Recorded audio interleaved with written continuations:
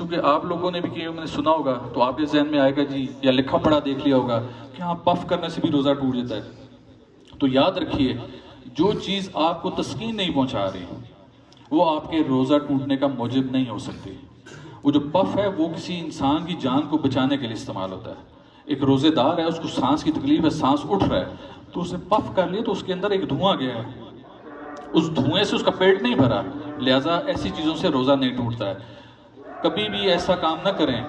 ہاں یہ ضرور ذہن میں رکھ لیں، اگر آپ سے خون لیا گیا ہے، آپ نے خون کا عطیہ دیا یا خون نکل گیا آپ کے جسم سے، تو آپ کو کہا گیا کہ آپ روزہ چھوڑ دیں، روزے سے علیحدہ ہو جائیں.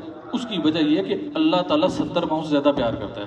جب وہ آپ کے جسم کو کمزور ہوتا دیکھتا ہے تو وہ کہتا ہے کہ ایسا کام نہ کرو کہ تم جس کام کو کرنے سے اپنی جان کو جوکھوں میں ڈال دو، اپنی جان کو خطرے میں ڈال دو، اسی سے علیحدہ ہو جاؤ.